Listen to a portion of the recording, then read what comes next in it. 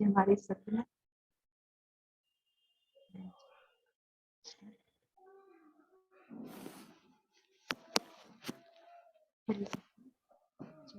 करते हैं अपनी भगवद गीता के 18 दिवसीय अवलोकन में गीता संदेश में। हरे कृष्ण माता जी। हरे कृष्णा। तो आज जो है हम लोग सत्र हमारा आज जो है 16 है और अध्याय हम लोग लेंगे 15 पुरुषोत्तम योग। तो इस अध्याय से जानेंगे कैसे हम भगवान से जुड़ सकते हैं। जैसे कि हमने आपको पहले भी बताया था कि भगवद गीता क्या है। क्या है भगवद गीता? एक योग की पद्धति, एक जुड़ने की पद्धति सिखाई जाती है। इसमें योग है, भगवान से हम कैसे जुड़ सकते हैं और उसके जुड़ने के माध्यम से ही हम किस तरीके से अपने कर्म कर सकते हैं, किस तरह से भक्ति कर सकते हैं और किस तरह से ज्ञान प्राप्त कर सकते हैं। तो 2 चरण हम लोगों ने बहुत ही अच्छी तरीके से भगवान की कृपा से जो है हमने पूर्ण कर लिए। हम लोग तीसरे चरण पे हैं। तो चलिए इस चरण को जो है 15वें अध्याय, जो कि इस चरण का जो 15वां अध्याय है, उसको हम आज लेते हैं। और उसके लिए हमें जो है प्रार्थना की आवश्यकता पड़ती है, गुरु के जो है सानिध्य की आवश्यकता पड़ती है, गुरु की ज्ञान की आवश्यकता पड़ती है। हमारे अंदर तो वो ज्ञान नहीं है। तो मेरा आज कंप्यूटर थोड़ा सा स्लो हो रहा है, तो अगर थोड़ा सा आपको लगे कि स्क्रीन आगे नहीं बढ़ रही तो थोड़ा सा आज हम लोग पेशेंस जो है रखेंगे। ठीक है, चलिए तो प्रार्थना हम शुरू करते हैं, प्रणति को शुरू करते हैं और उसके बाद फिर सत्य को आगे बढ़ाएंगे। ओम अज्ञानतिमिरान्धस्य ज्ञानाञ्जनशलाकया चक्षुरुन्मिलितं येन तस्मै श्रीगुरुवे नमः। नमो विष्णुपादाय कृष्णपृष्ठाय भूतले श्रीमते भक्तिवेदान्त स्वामिनिति नामिने। नमस्ते सारस्वते देवे गौरवाणी प्रचारिणे निर्विशेषा शून्यवादी पाश्चात्य देशतारिणे।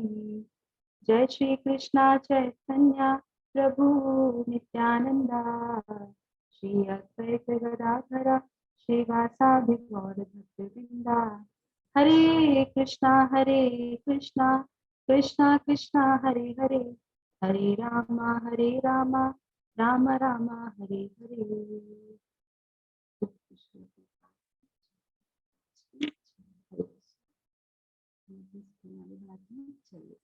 तो हम आगे सत्र में अपने अध्याय में जाने से पहले अवलोकन करेंगे पिछले अध्याय का। ठीक है, 14वें अध्याय का। तो हम लोगों ने क्या पढ़ा था पिछले सत्र में?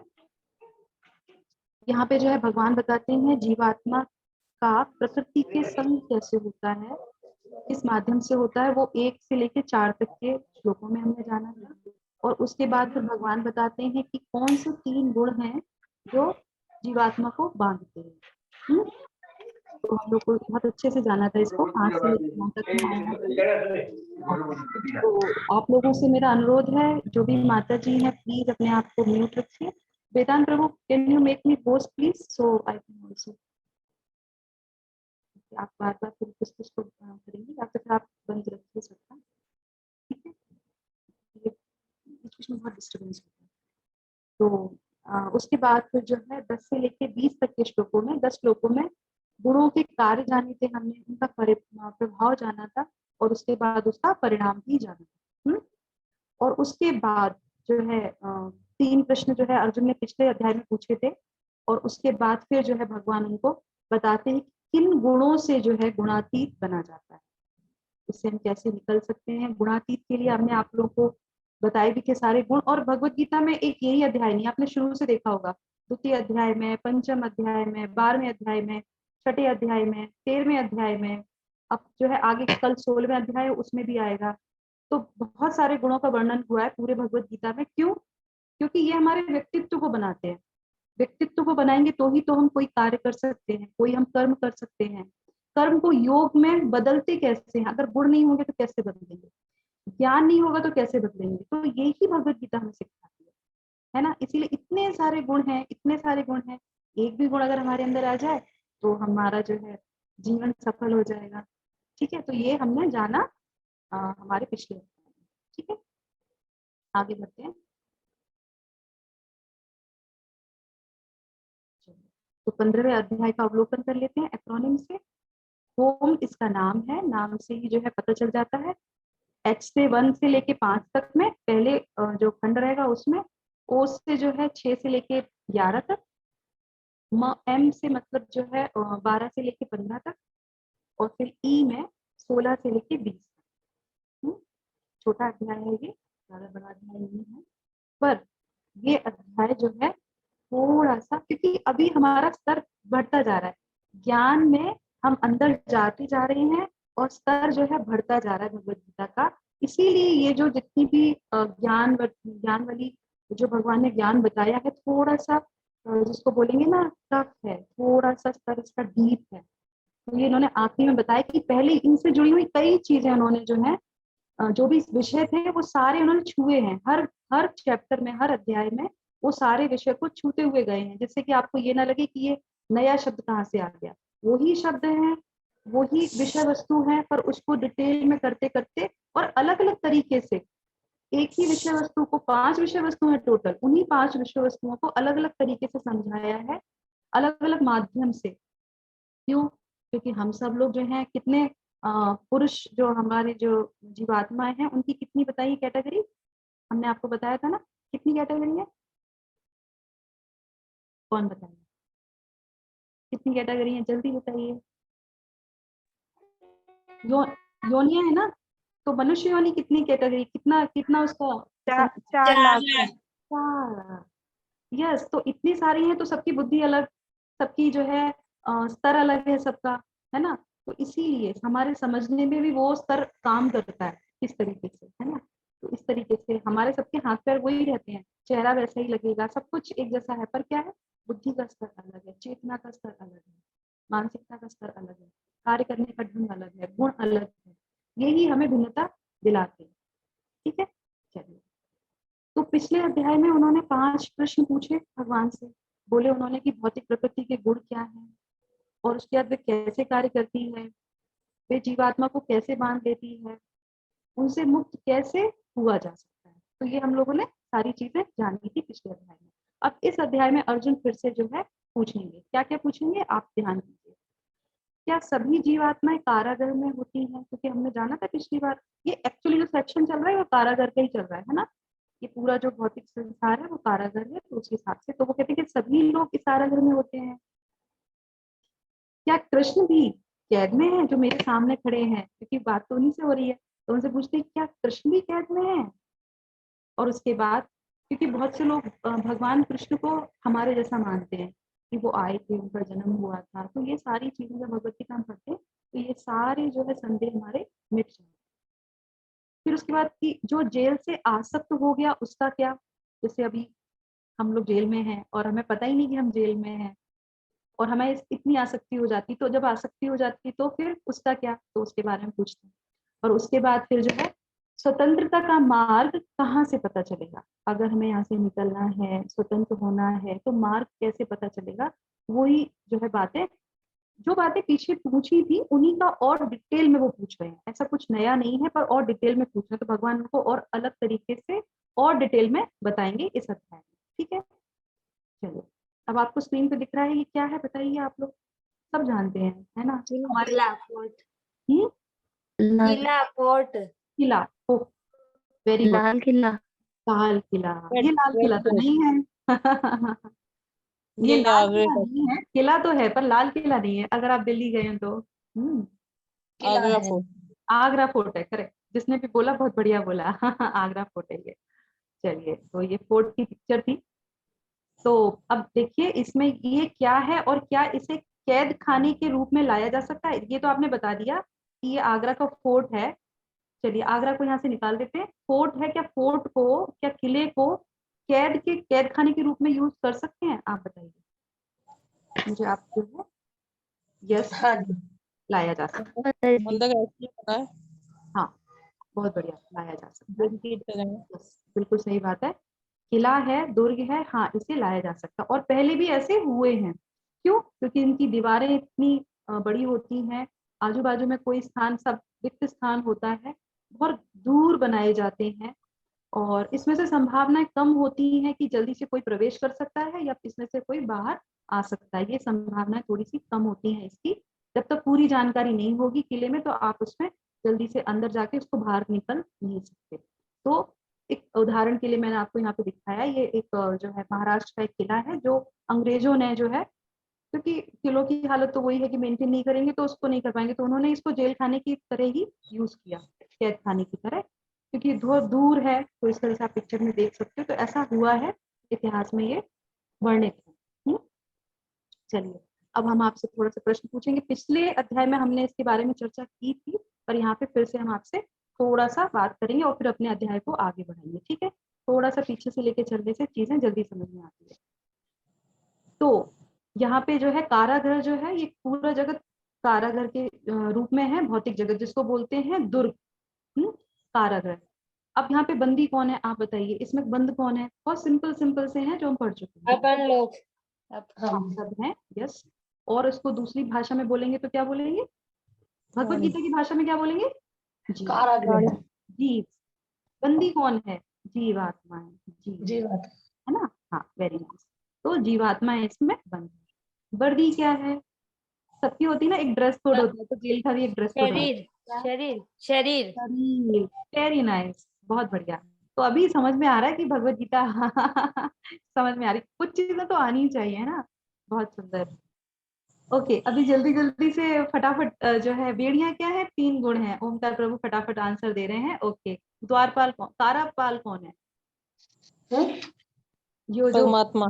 ये जो दुर्ग, ये जो किला है भौतिक जगत, इसका कारापाल कौन है? एक हर चीज का एक द्वारपाल होता है ना, द्वारपाल तो नहीं बोल सकते जिसके अंडर कस्टडी में है। जेलर कौन है? जेलर। परमात्मा। प्रकृति परमात्मा प्रकृति तो जेल है। शाश्वत प्रभु ने ओमकार प्रभु ने सही जवाब दिया, दुर्गा। दुर्ग मतलब किला। मैंने पिछले में बोला था, लास्ट में फाइनल जब हम लोग आ गए तब मैंने ये थोड़ा सा बोला था। तो दुर्ग मतलब किला, और इसको जो है संरक्षण किसके अंदर है? ये दुर्गा देवी। आप पिक्चर भी देख सकते हैं, पिक्चर में आपको सब दिखाई देगा। तो इस तरीके से द्वारपाल जो जेलर है वो कौन है? दुर्गा देवी है, ठीक है। तो ये पूरा प्रकृति का हो गया। अब हम शिक्षा लेते हैं फिर आगे बढ़ेंगे। तो शिक्षा में क्या है?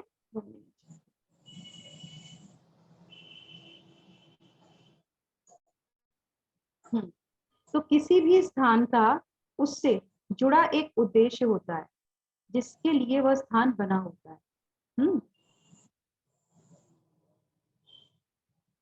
जिसके लिए वो बना होता है। इस जगत का भी जहाँ हम रहते हैं एक उद्देश्य है।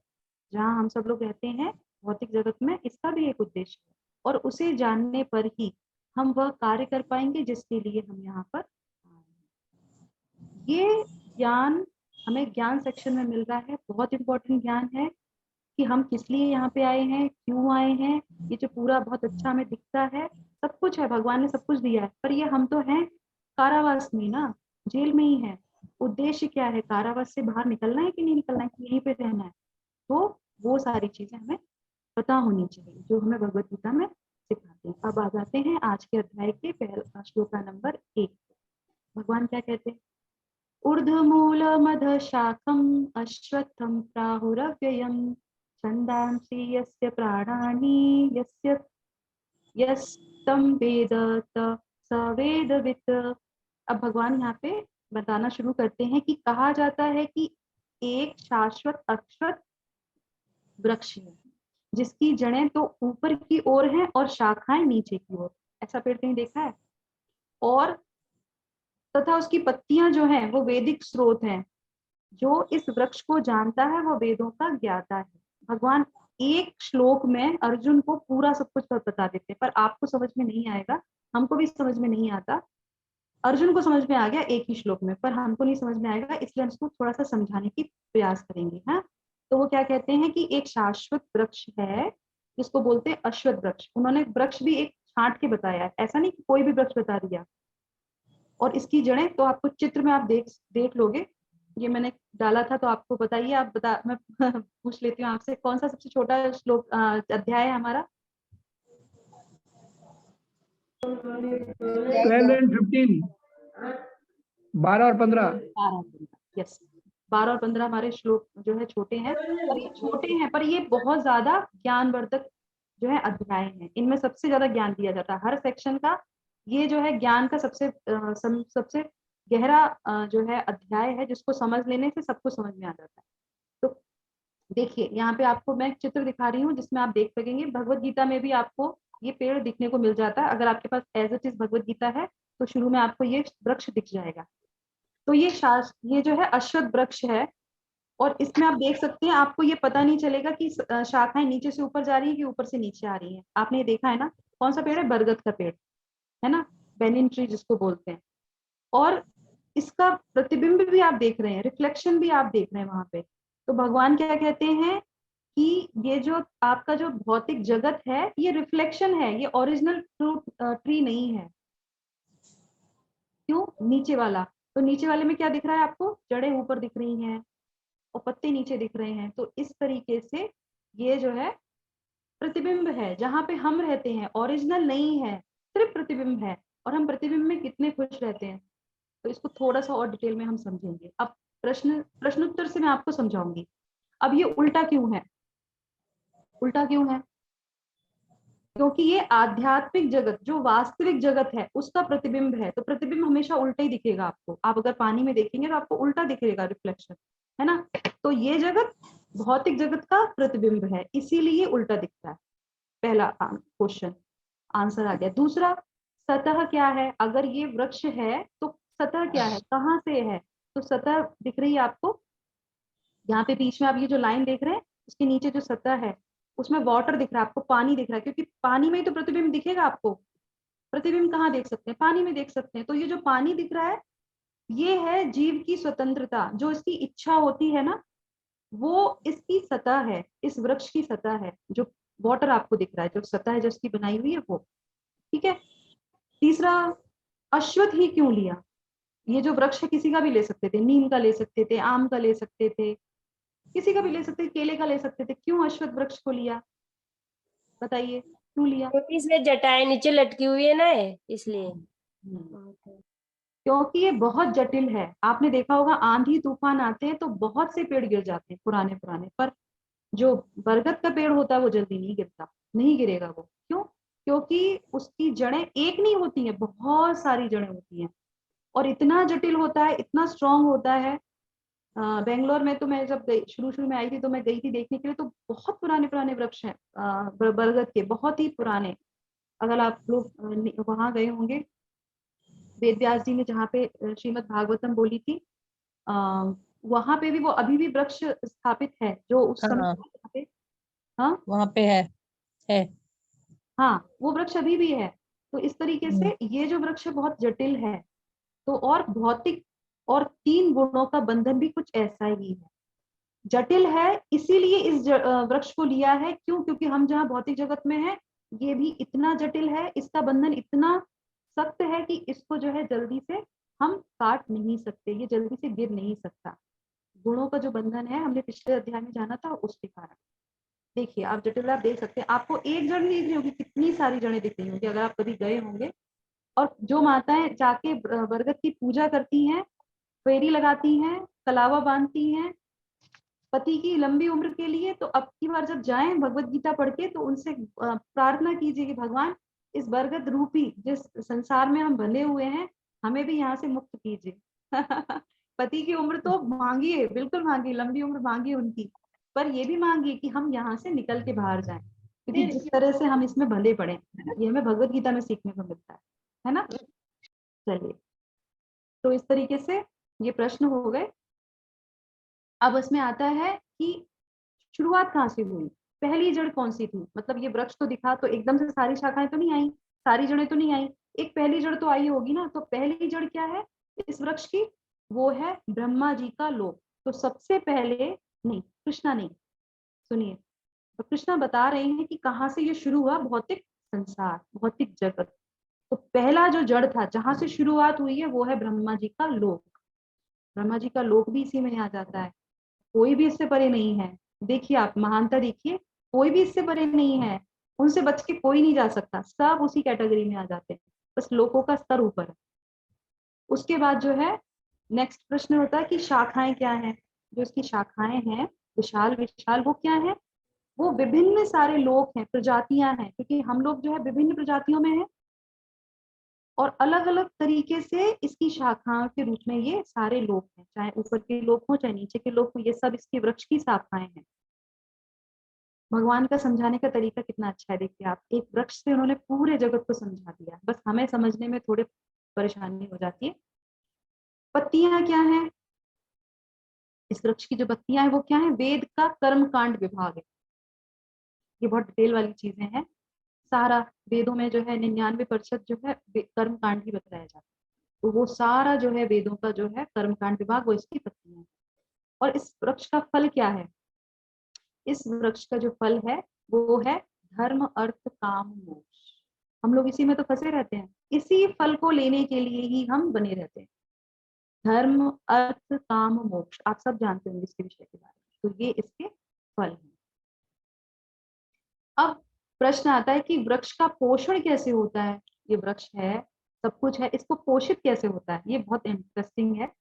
ये होता है प्रकृति के 3 गुणों द्वारा जो रस की तरह पूरे वृक्ष में फैले हुए है ना। करेले के पेड़ में अगर करेले का बीज लगेगा, डालेंगे तो उसमें जो है रस ऑटोमेटिकली आएगा, पेड़ में वो रस होता है, कड़वापन होता है, इसीलिए उसके फल में भी वही आता है। तो जो भी फल, जैसा भी फल होता है उस पेड़ में वो है ऑलरेडी। तो ये जो प्रकृति है ये तीनों रसों से फैली हुई है, इसमें वो है, इसीलिए इसके जो फल होते हैं, जो पोषण होता है वो इसी 3 गुणों से होता रहता है। अब अर्जुन क्या कहते हैं, ये तो बहुत जटिल है, बहुत उलझाऊ है, इसको कैसे समझेंगे। अब आप देखिए भगवत गीता में आपको चित्र मिलेगा, आप देख सकते हैं शुरुआत में कुछ पेजेस में शिला प्रभुपाद जी ने चित्र दिए जो बहुत इंपॉर्टेंट है, हर कुछ विशेष अध्यायों से लिया है। जैसे हम लोगों ने देखा था कठपुतली वाला, वो 3 जो देवियां हैं वो पकड़े हुए हैं इंसानों को, 2 को बांधे हुए हैं, वो भी है उसमें। कैसे परमात्मा हर किसी के शरीर में रहते हैं, वो भी चित्र है। ऐसे सारे चित्र हैं, परंपरा का चित्र है कि किस तरीके से हम परंपरा से हमें ज्ञान लेना चाहिए। एक ये भी चित्र है, आप इसको जूम करके आप उसमें देखेंगे, यहाँ पे तो नहीं हो पाएगा, तो उसमें देखेंगे आप हर एक चीज के लिए है, सेंस ग्रेटिफिकेशन है, किस तरीके से हमारी जो चीजें हैं वो सब इसमें फैली हुई है। और कहते हैं कि भौतिक जगत जो है इसके ऊपर का आवरण बहुत सख्त है, बहुत सख्त है, उससे निकलना बहुत मुश्किल है, ऐसे नहीं निकल सकते आप। देखिए ऊपर, सबसे ऊपर क्या है, डिजायर, ये पूरा एक आवरण है जो इतना गहरा है, उससे आप ऊपर नहीं जा सकते, बहुत मुश्किल है उससे निकलना, पर निकल सकते हैं। इस चैप्टर में हमको पता चलेगा। अब भगवान कहते हैं बिल्कुल सही बात है, बिल्कुल कोई भी नहीं समझ सकता ये वृक्ष कहाँ से शुरू होता है, कहाँ समाप्त होता है, या इसकी नींव कहाँ है। इतनी जड़ें फैली हुई हैं, इतनी पत्तियां हैं हर तरफ से, तो आप कैसे समझ पाएंगे कहाँ से शुरू है कहाँ से खत्म है। कोई बेल पूरे में जो छा जाती है जैसे बरगद के पेड़ में, तो आपको पता ही नहीं चलता कि एक को काटें, 2 को काटें, किसको काटें। वृक्ष को फिर भी नहीं काट पाएंगे आप, कितनी जड़ें उसकी काट लीजिए, कितनी शाखाएं उसकी काट लीजिए, वृक्ष फिर भी खत्म नहीं होगा। तो वो है, तो यहाँ पे वो कहते हैं कि फिर हमें मुक्ति कैसे होगी, कोई भी अगर इससे मुक्त होना चाहे तो कैसे मुक्त हो सकता है। तो फिर भगवान जो है बताते हैं कि दृढ़ता से इस पेड़ की जड़ को काट कर, इसकी पेड़ की जड़ को तो काटना ही पड़ेगा, पर कैसे, दृढ़ता से। दृढ़ता जो शब्द लिया गया है वो बहुत इंपॉर्टेंट है।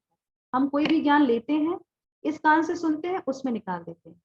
अगर हम उसको एक्सेप्ट करते हैं, जानते हैं और उस पर कार्य करना शुरू करते हैं, और वो भी कैसे, स्थिर अवस्था में रह के कि नहीं इस पे करना ही है, वो करने के लिए उस पर पहले विश्वास होना बहुत जरूरी है, उसको एक्सेप्ट करना बहुत जरूरी है कि हाँ हम फंसे हुए हैं, हमें काटना ही काटना है। धीरे धीरे धीरे धीरे काटना शुरू करेंगे, डेली डेली डेली प्रयास करेंगे तो इसको काट पाएंगे। उसके बाद जो है इसे कैसे काटा जाएगा, तो इसके लिए क्या हम यूज कर सकते हैं, कौन सा औजार हमें यूज करना पड़ेगा। तो भगवान बताते हैं कि वैराग्य की कुल्हाड़ी, कुल्हाड़ी उन्होंने जो दी है जिससे हम काटेंगे इस वृक्ष को, वो क्या है, वैराग्य की। वैराग्य जो है बहुत से लोग इसको गलत ले लेते हैं कि क्यों वैराग्य बोला जाता है, हम तो गृहस्थ हैं, हमें तो बहुत सारे काम करने होते हैं, हमें क्यों वैराग्य की आवश्यकता है। ये वैराग्य वो नहीं है, किसी भी चीज में ज्यादा आसक्ति होने से वह हमें जो है उलझन में बांधती है, हमें बांध देती है।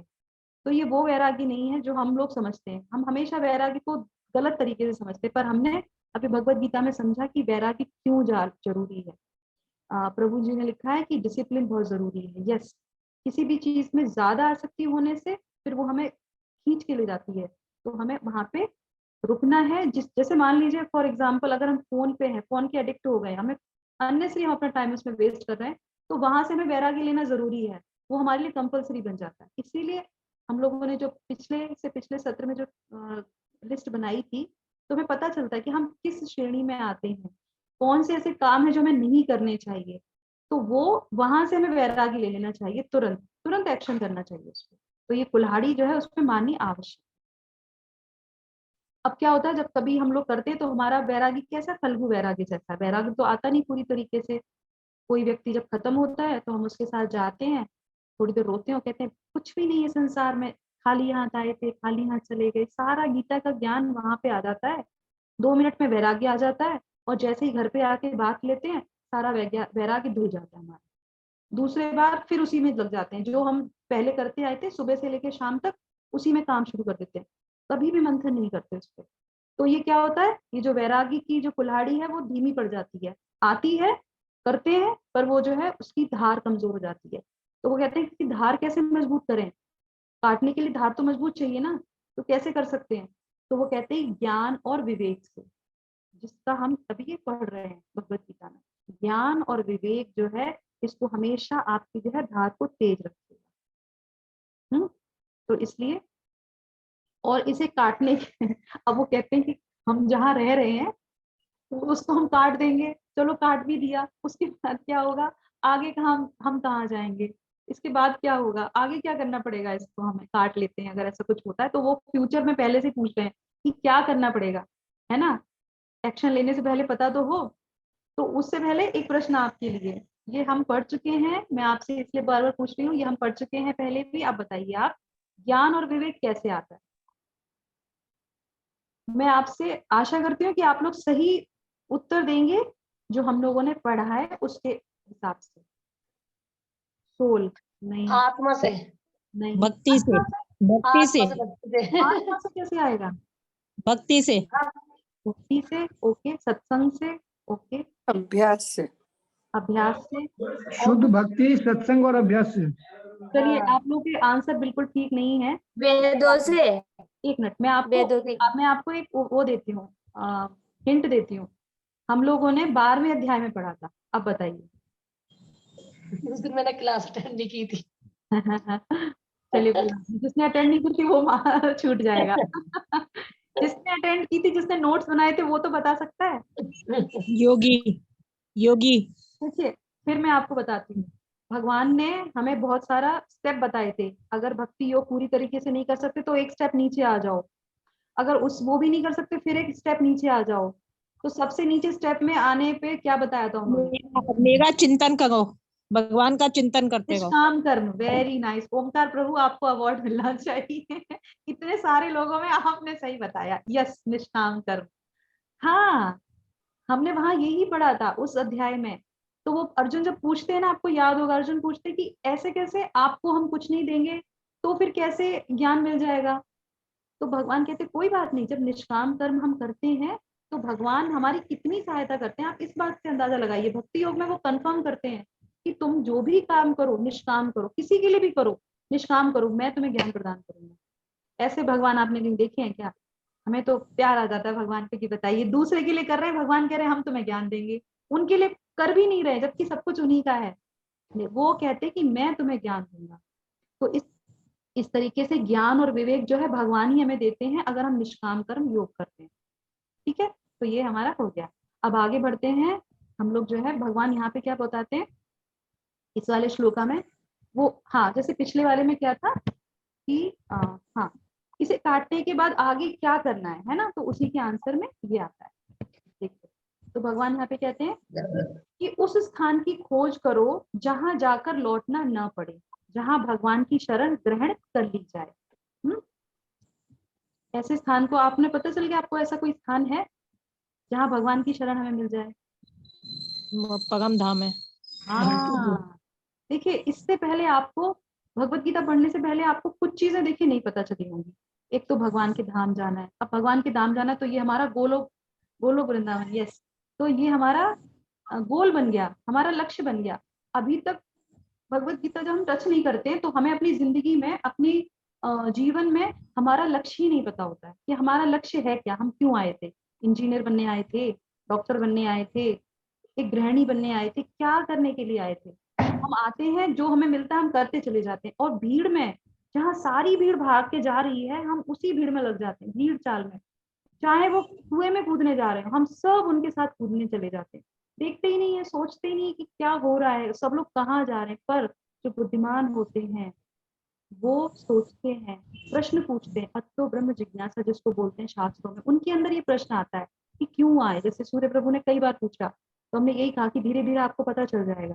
देखिए अभी सारी चीजें उसी पे टिक रही हैं। तो वो कहते हैं कि ऐसी जगह की खोज करो जहां फिर लौटना ना पड़े, भगवान की शरण कर ली जाए। अब वो कहते हैं कि शरण में जाने की विधि क्या है। देखिए प्रश्न कितने सुंदर हैं, क्यों नहीं है, क्या है, कैसे जाना है, क्या होगा इसके आगे। तो इस तरह से वो पूछते कि विधि क्या है, तो फिर वो बताते हैं कि सबसे पहले मिथ्या अभिमान से के भ्रम से मुक्त होना। हमारी सबसे बड़ी जो प्रॉब्लम है वो यही है, चाहे हम किसी भी श्रेणी में हो। सबसे पहला ये है कि मिथ्या अभिमान की मैं आई एम द डूअर, मैं भौतिक प्रकृति का स्वामी हूँ। हमारे अंदर सबके अंदर ये अहम होता है, ये अहंकार होता है, इसको बोलते हैं झूठा अहंकार, मिथ्या अहंकार। और जो सही अहंकार, अहंकार होना अच्छा है, मैं ये नहीं कह रही नहीं होता। भगवत गीता में, भागवत में बोलता है अहंकार अच्छा है, पर किसका, कि हम भगवान के यहाँ से आए हैं, हम भगवान के दास हैं, हम भगवान के सेवक हैं, हम भगवान के भक्त हैं, इस चीज का अभिमान, ये अभिमान आप कर सकते हैं क्योंकि हम हैं भगवान के, पार्ट एंड पार्सल हैं। इसी श्लोक, इसी अध्याय में भगवान बताएंगे हमें। सातवें श्लोका में बताएंगे भगवान, सातवें श्लोका में। तो मैं भौतिक प्रकृति का स्वामी हूँ, इस चीज का निकाल देना चाहिए अपने जीवन में से। और अगर इस भ्रम से, क्योंकि ये भ्रम है, अगर इससे मुक्त हो जाएंगे कि सब मैं ही करने वाला हूँ, तो फिर तुम जो है जान पाओगे कि विधि क्या है। क्यों, जब अहंकार जाता है तो शरणागति आती है, नहीं तो क्या होता है, हम किसी को शरणागत नहीं करते। क्यों, हमें ज्ञान बहुत है, हम कर्मठ बहुत हैं, हमें सब ज्ञान है, हमें कुछ किसी की आवश्यकता नहीं है। अब ऐसे एटीट्यूड से हम क्या सीख पाएंगे, कुछ नहीं। तो ग्रेटिट्यूड इज द एटीट्यूड, ये भगवत गीता है।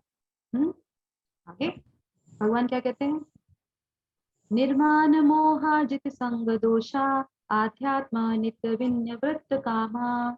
जो झूठी प्रतिष्ठा, मोह तथा कुसंगति से मुक्त है, जो शाश्वत तत्व को समझते हैं, जिन्होंने भौतिक काम को नष्ट कर दिया है, जो सुख तथा दुख के द्वंद से मुक्त हैं, और जो मोह रहित होकर परम पुरुष के शरणागत होना जानते हैं, वे उस शाश्वत राज्य को प्राप्त होते हैं। ये है विधि। कौन कौन सी, ये अपने आप में इतना बड़ा श्लोका है, इसको समझ लें तो पूरा इसी पे हमारा चला जाए। झूठी प्रतिष्ठा, मोह, कुसंगति, इससे जो दूर रहेगा वो शाश्वत तत्व को समझ सकते हैं। और जो शाश्वत तत्व को समझ सकते हैं और जिन्होंने भौतिक काम को नष्ट कर रखा है, भौतिक काम होता है ना हमारे अंदर, वो काम को, जो हमारा दुश्मन है, हमने शुरू में पढ़ा था, जो दुश्मन है जो बैठा हुआ हमारे अंदर, हर एक चीज की इच्छा, अत्यधिक होना, काम, दुश्मन जो है हमारा, उसको जो नष्ट कर देता है। उसके बाद जो है, जो सुख तथा दुख के द्वंद से मुक्त रहता है। ये बहुत इंपॉर्टेंट है। किसी भी चीज से अगर आसक्ति नहीं होंगे, द्वंद नहीं होगा, हमारे साथ ऐसा क्यों हो गया, होना नहीं चाहिए था, हमने तो कुछ नहीं किया, ये जब थोड़ा सा हम कम कर देते हैं तो समझ में आता है कि ये तो चलता ही रहेगा, हम यहाँ पे आए, ये दुख सुख तो लगे ही रहेंगे। इस द्वंद से ऊपर उठ जाते हैं अपने आप ही। और जो मोह रहित होकर परम पुरुष की शरणागत होता है, तो भगवान जो परम पुरुष है उनकी शरणागत जो होता है वो इस राज्य को प्राप्त कर सकता है। भगवान के राज्य में जाने के लिए पहले उनको जो है सरेंडर करना पड़ेगा। ब्रह्मा जी के 4 जो पुत्र थे वो जो है ज्ञानी थे बहुत, उन्होंने भक्ति योग नहीं अपनाया था, वो भगवान के धाम जाते हैं। ये बहुत फेमस स्टोरी है, श्रीमद् भागवतम में आती है। और फिर वो जाते हैं, इनको हम लोग बोलते हैं चतुष कुमार। उनकी परंपरा भी है, उससे जो है लोग अपना ज्ञान भी लेते हैं। निम्बार की लोग शायद उसमें भी आते हैं।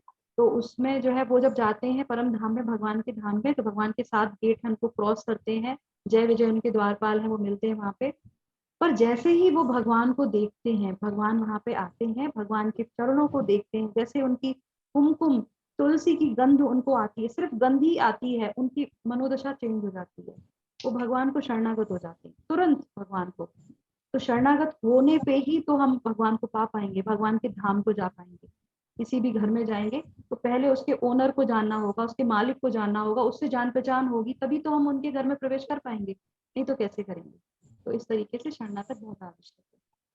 अब आपके स्क्रीन पे आप देख रहे होंगे दो चीजें हैं, एक अस्पताल एक होटल। आपको लग रहा होगा अस्पताल तो लग नहीं रहा, दूसरा वाला तो होटल लग रहा है, पर आजकल क्या है, आजकल अस्पताल भी जो है कैसे लगते हैं, होटल की जैसे लगते हैं। होटल तो होटल ही होते हैं, पर अस्पताल भी होटल जैसे ही लगता है ना। तो यहाँ पे कहने का तात्पर्य क्या है कि इन दोनों में से जो है हमारा ये जो वास्तविक जो संसार है वो क्या है, होटल है या अस्पताल, आप बताइए। अस्पताल। अस्पताल है, वेरी गुड। हॉस्पिटल ही है, करेक्ट, यस, बिल्कुल सही बात है, ये हॉस्पिटल ही है, अस्पताल ही है। पर हम इसको क्या समझते हैं, अपना परमानेंट हाउस समझते हैं, जैसे कि आप चित्र में देख रहे हैं, ये हमारा परमानेंट घर है, हमें यहीं पे रहना है। होटल के बारे में हमें पता रहता है क्योंकि यहाँ पे थोड़े दिन जाएंगे, रुकेंगे और वहां से आ जाएंगे, पर इसको हम अपना परमानेंट मान लेते हैं, पर ये हमारा परमानेंट घर नहीं है। वो शाश्वत राज्य कौन सा है वो हम सुनेंगे, तो वो पूछते हैं कि शाश्वत राज्य क्या है, ये परमानेंट नहीं है ये घर, तो क्या है। हॉस्पिटल क्यों बोलते हैं, क्योंकि हमने देखिए पहले भी पढ़ा था कि यहाँ पे जब कोई बच्चा, मैंने आपको स्टोरी बताई थी, कोई बच्चा जब अपनी जो है मेमोरी लॉस कर देता है तो क्या होता है, उसको पहले ढूंढते हैं, जब वो ढूंढ के आ जाता है तो क्या होता है, उसका उसका उपचार होता है। तो यहाँ पे जो है उपचार के लिए आए हैं कि अपना उपचार करो, और वापस कहाँ जाएगा फिर वो बच्चा, अपने घर जाएगा वापस। तो ये उपचार के लिए, इसीलिए ये हॉस्पिटल है। और श्रील प्रभुपाद ने ऐसे बहुत सारे हॉस्पिटल इसी जगत में बनाए हैं, क्योंकि तुम उस चीज से निकल नहीं सकते, इसलिए प्रैक्टिस के लिए उस हॉस्पिटल में आ जाओ।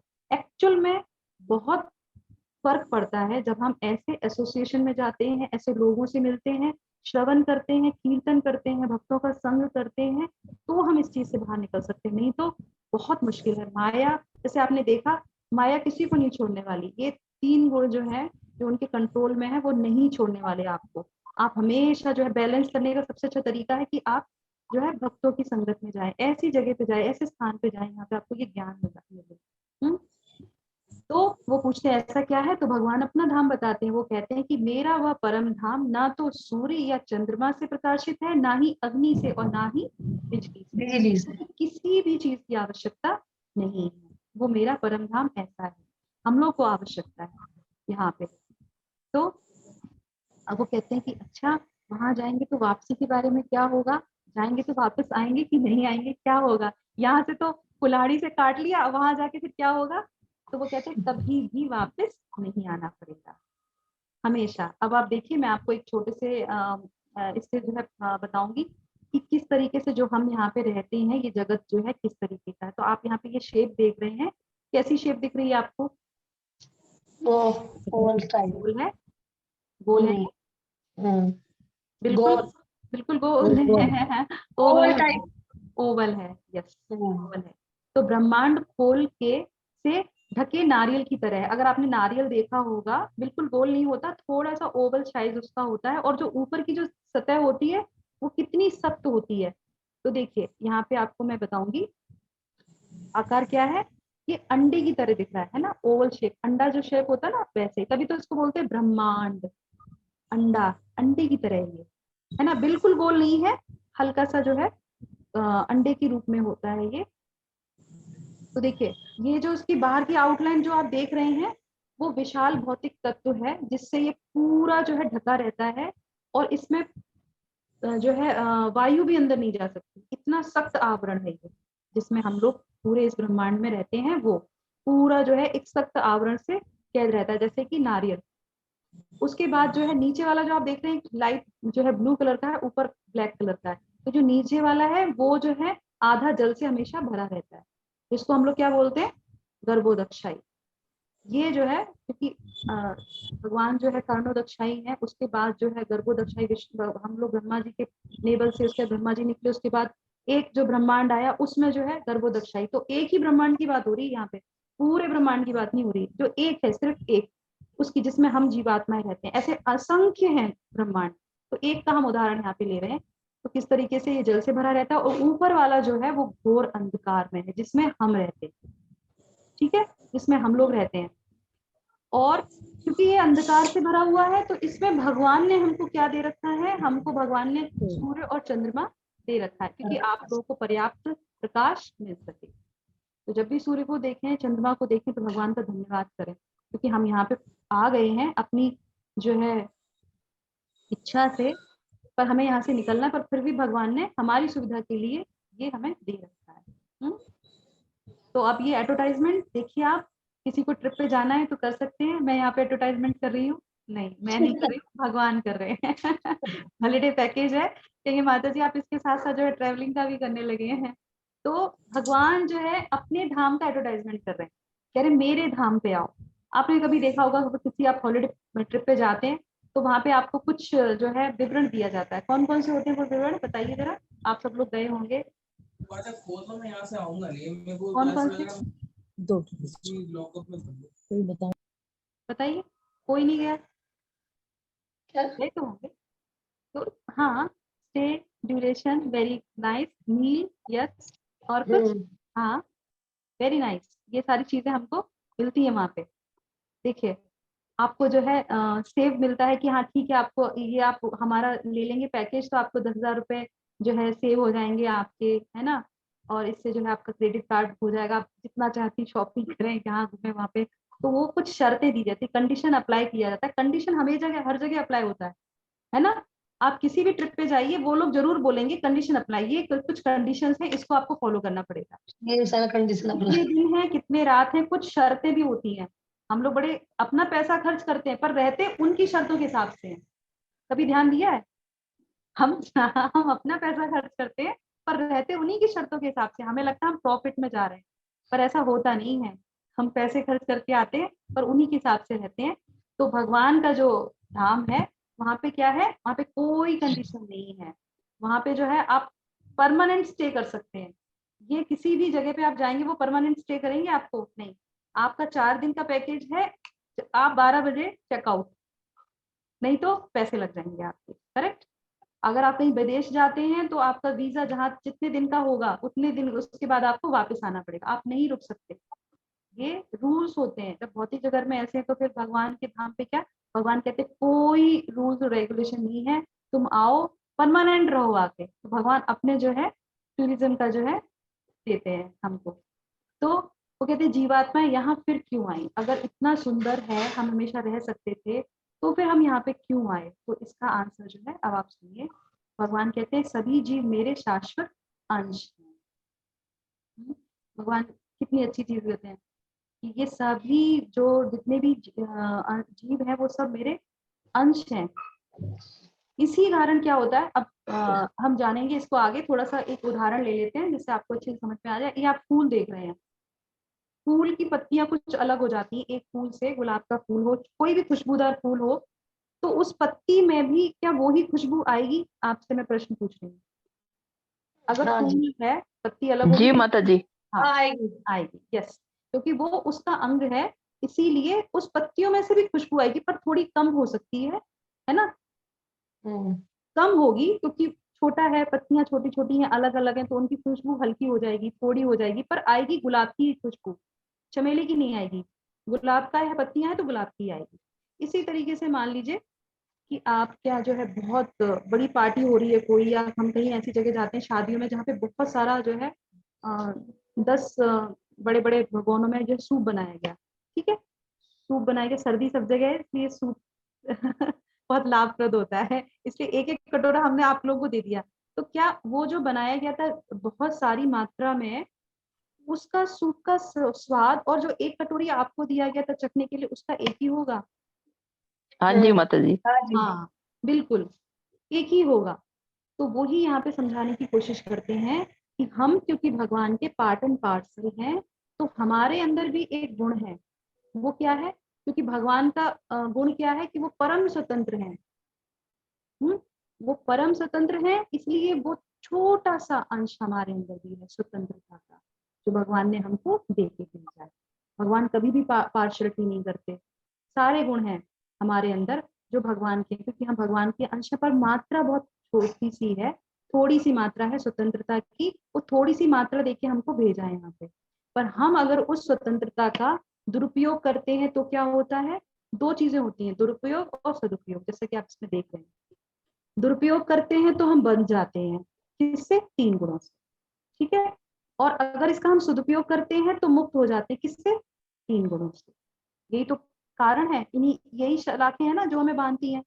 तो जो हमें स्वतंत्रता मिली है, जो फ्रीडम हमें मिला है, वो उसका हम सदुपयोग कर रहे हैं, दुरुपयोग कर रहे हैं, ये ही ज्ञान है, इसी को ही समझना है।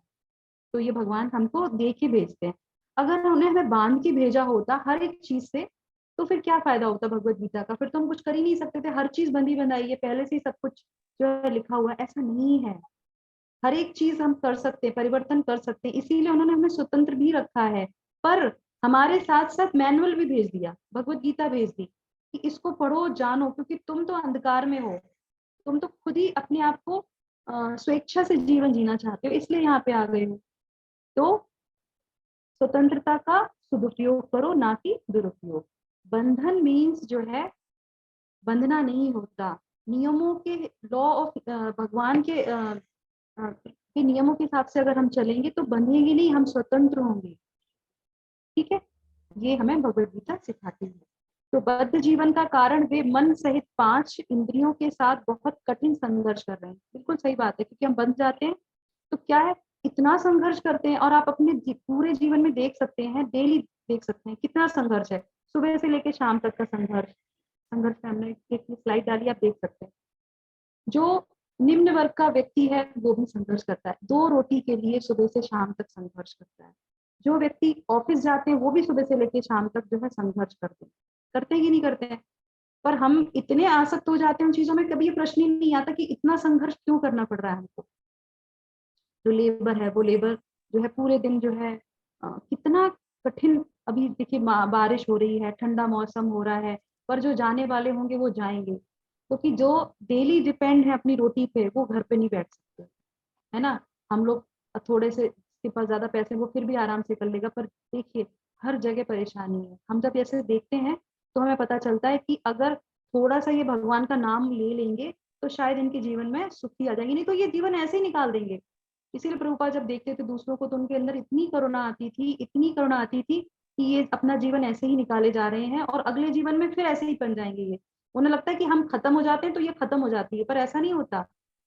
मृत्यु के बाद फिर हम जो हमने कार्य किया हमें फिर उसी में आना पड़ेगा, बार बार जन्म लेना पड़ेगा, बार बार, पता नहीं उससे ज्यादा हमें नीचे ना पहुंच जाए। तो कर्म तो हमें अच्छे करने पड़ेंगे, किस तरीके से करने वो भगवत गीता में बताते हैं, पर इसको समझना बहुत आवश्यक। तो इस तरीके से समय निकल रहा है, जन्म से लेकर मृत्यु तक, पैदा होते हैं, बूढ़े होते हैं, मर जाते हैं, समय चलता रहता है और हमें पता ही नहीं चलता। तो इसके बाद जो है, अब वो क्या कहते हैं भगवान, इस संघर्ष के कारण जीव जन्म मृत्यु के चक्र में घूमता रहता है, इस संघर्ष के कारण ही ऐसा होता रहता है। तो इस संघर्ष को हम क्यों नहीं देख पाते, हमें क्यों समझ में नहीं आता कि यह संघर्ष है, क्यों महसूस नहीं कर पाते हम। तो ये अर्जुन उनसे पूछते हैं, तो वो कहते हैं आत्मा और जड़ पदार्थ के अंतर को न देखने के कारण। बहुत इंपॉर्टेंट है ये, आपको बहुत सिंपल सा लग रहा होगा पर ये बहुत गहराई वाला है। हम आत्मा हैं, हम जड़ पदार्थ नहीं है, हम यहाँ पे आके खत्म होने के लिए नहीं आए हैं। हम चाहें तो हम यहाँ से वापस जा सकते हैं। कौन, जो आत्मा है, जो चेतन है, वो ही जा सकती है, जड़ पदार्थ नहीं जा सकता। इसीलिए जो है हम पराशक्ति है भगवान की और वो अपराशक्ति है, शक्तियां दोनों ही हैं, पर हम पराशक्ति हैं। हमें भगवान ने ये गिफ्ट देके भेजा है कि हम उसको समझ लें। तो इससे अंतर कोई नहीं समझ पाते हैं हमेशा, जड़ पदार्थ क्या है और आत्मा क्या है, इसमें द्वंद्व में रहते हैं। तो इस अज्ञानता को दूर करने का कोई उपाय है, तो पूछते हैं कि कोई उपाय है, तो वो कहते हैं हाँ, ज्ञान। हमने पहले जाना था, ज्ञान के चक्षुओं को स्थापित करना। जो सेक्शन ये चल रहा है ज्ञान का है, इसीलिए हम सोचेंगे हमें बहुत नॉलेज है किताबों की, किसी भी चीज की, या हम जो कार्य करते हैं उससे हम निकल सकते हैं, पर ऐसा नहीं है। हमें जब ज्ञान आएगा, सही ज्ञान आएगा, जब हम किसी गुरु की शरण लेते हैं तो गुरु हमें 2 चीजें बताता है, परितत्व के बारे में, स्वतत्व के बारे में, बस 2 ही। अगर आप अपने जीवन में देखना चाहते हैं, जानना चाहते हैं, तो आप देखिए कि आप किसके अंडर में हैं। अगर नहीं है तो फिर आप जो है भ्रम में ही है, क्योंकि अभी तक आपने किसी को सरेंडर नहीं किया।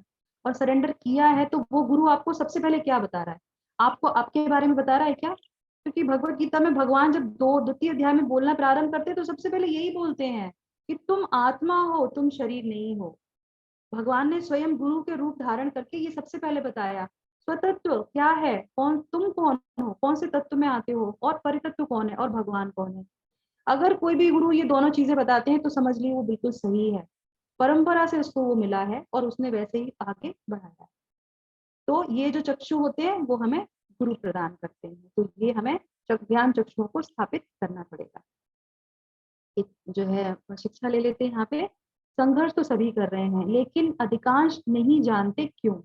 यह विकल्प सभी के पास है, ऐसा नहीं है कि हमारे पास ऑप्शंस नहीं है, विकल्प नहीं है, हम सबके पास है। कि या वे संघर्ष करते ही रहें, या फिर वो जो है एक बार करने के लिए एक बार करें वो संघर्ष और उसको हमेशा के लिए उस संघर्ष से मुक्त हो जाए। तो एक बार का संघर्ष या फिर बार बार का संघर्ष, आप देख लीजिए। कहते हैं ना कि चॉइस इज योर्स, आप देख लीजिए आपको कौन सी चीज लेनी है। एक बार का संघर्ष तो लगता है कि हम किसी पाथ पे आते हैं, अपने जीवन को चेंज करते हैं, लोगों के कटाक्ष सुनते हैं, होती हैं ये सारी चीजें। पर अगर हम दृढ़ता है, जैसे दृढ़ता का जो हमने लिया था कुल्हाड़ी, अगर दृढ़ता है, अगर काटना चाहते हैं, उससे निकलना चाहते हैं, तो ये सारी चीजें तो झेलनी पड़ेंगी। तो ये भी संघर्ष है। भक्ति जीवन में आना भी अपने आप में संघर्ष है। लोग बहुत कटाक्ष करते हैं, लोग बहुत तरह की बातें करते हैं, पर हमें भगवत गीता के हिसाब से चलना है कि लोगों के हिसाब से चलना है, और बल्कि अपने आप को जीवन सफल करके दूसरों का जीवन सफल करना है। ऐसा नहीं है कि अपना हो गया तो बस ठीक है, नहीं तो ये बंद ही हो जाती सारी चीजें। क्यों लोग प्रचार, और पहले प्रचार बंद हुआ है ना, तभी तो ये अज्ञानता हुई है, तभी तो भगवान ने जो है विवस्वान को दिया, उन सबको दिया, ज्ञान दिया, फिर बंद क्यों हो गया, फिर कैसे खत्म हो गया, परंपरा टूट गई। परंपरा का मतलब है कि ज्ञान कंटिन्यू चलना चाहिए, टूटती है तो फिर भगवान आते हैं, वो कहते हैं फिर मैंने तुमको ज्ञान दिया। तो इस तरह से वो खुद चाहते हैं कि तुम आगे बढ़ के आओ। एक बार संघर्ष ले लो, कोई बात नहीं, इससे हमेशा के लिए परमानेंट जो है फ्री हो जाओगे। देखिए माताएं लोग अपने आप को इससे समझ सकती हैं कि पूरे दिन हम क्या करना पड़ता है, सारे काम करने पड़ते हैं हम लोगों को, संघर्ष से भरा हुआ है, आसान नहीं है। तो अब वो कहते हैं कि आप उनकी सहायता करते हैं क्या। अब हम लोग 15वें जो है श्लोका पे पहुंच गए हैं, भगवत इस अध्याय के 20 श्लोका है इसमें। तो कहते हैं आप उनकी सहायता नहीं करते। वो कहते हैं हाँ मैं करता हूँ। किस तरीके से करते हैं, तो वो कहते हैं कि मैं सभी प्रकार से और हर समय में उनकी सहायता करता हूँ। देखिए, और आप इसको समझने की प्रयास कीजिएगा किस तरीके से। तो 12, 13, 14, 15 4 श्लोकों में बताते हैं, 2 श्लोकों में बताते हैं कि ब्रह्मांडीय स्तर पे। ब्रह्मांडीय स्तर क्या हो गया, भगवान ने हमको, देखिए हमने दिखाया था ना आपको एक चित्र जिसमें था कि वो अंडे के समान है, आधा काला है, आधा पानी से भरा हुआ है, अंधकार है जहाँ पे। तो भगवान सूर्य देते हैं, चंद्रमा देते हैं, तो हमारी वो सहायता प्रदान करते हैं।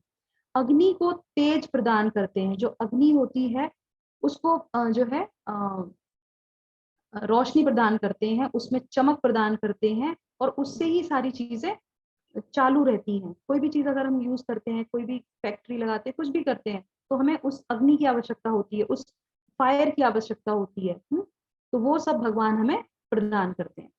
उसके बाद एक ग्रहों को धारण करते हैं। जैसे लोग कहते हैं कि ये चल रहा है और पृथ्वी घूम रही है, ये सब तो किसके ऊपर घूम रही है, कौन इसको घुमा रहा है। लोग कहते हैं ना ये अपने आप ही चल रहा है, अपने आप तो कुछ नहीं चलता। तो ये जो जो धारण किए हुए हैं, जो चल रहा है, जो प्रक्रिया चल रही है, उसको कौन संभाले हुए है, भगवान संभाले हुए हैं। नहीं तो क्या हुआ, नहीं तो वो टेढ़ी मेढ़ी होगी। भूकंप एक बार आता तो क्या होता है, हम लोग को पता है, पूरे के पूरे घर गिर जाते हैं। तो अगर ऐसा ना हो तो क्या हो, लोग एक दूसरे से टकराएंगे, ऊपर से नीचे होंगे, ग्रेविटी होगी, ऊपर से नीचे लोग गिरते चले जाएंगे। हम लोग क्यों नहीं गिर रहे हैं, हम लोग स्थिर क्यों है, क्योंकि भगवान उसको संभाले, क्योंकि वो धारण करते हैं। वो उन्होंने इस श्लोकों में बोला है। वनस्पतियों को जीवन रस प्रदान करते हैं। अभी तक देखिए आपने कितनी भी स्टडी कर ली होगी, आपको सिर्फ एक ही चीज पता चली होगी, फोटोसिंथेसिस। कहीं भी ये नहीं लिख के आया होगा कि चंद्रमा से भी जो है रस प्रदान होता है। ये सिर्फ हमें जो है आध्यात्म की किताबों में ही मिलता है। ये सिर्फ हमें भगवत गीता में पता चलता है कि चंद्रमा भी जो है हमें रस प्रदान करता है, उससे जो है पोषण होता है। तो वो भगवान इस तरह से बताते हैं। उसके बाद जो है 2 तरीके से उन्होंने बताया 14 और 15 में, कि व्यक्तिगत रूप से मैं जो है सहायता प्रदान करता हूँ। कैसे, मैं शरीर की पाचन अग्नि होना, जो अगर शरीर में जो पाचन है उसको क्या कहते हैं, आप बता सकते हैं कोई? कौन सी अग्नि? Hydrochloric acid. हाँ, कौन सा से? जठराग्नि। हाँ, जठराग्नि। जठराग्नि। जठराग्नि। यस, तो हमने ये पहले पढ़ा था भगवान की, जब हम लोगों ने विभूतियां पढ़ी थी तब उसमें भी आया था कि मैं जठराग्नि हूँ अग्नियों में। तो वो जो अग्नि है, अगर आप देखेंगे वो अग्नि हमारी स्लो हो जाती है तो क्या होता है, हम कुछ भी खाते हैं वो हमें डाइजेस्ट नहीं हो पाता है, हम बीमार पड़ने लगते हैं। वो अग्नि का प्रभाव है। और अग्नि अगर हमारी अच्छी होती है तो हम सही रहते हैं, उसी से जो है जो पचता है उसका जो रस होता है हमारे शरीर में जाता है और हमें पोषित करता है और हम जो है हष्ट पुष्ट होते हैं। और अगर ये अग्नि समाप्त हो जाती है तो व्यक्ति ही समाप्त हो जाता है।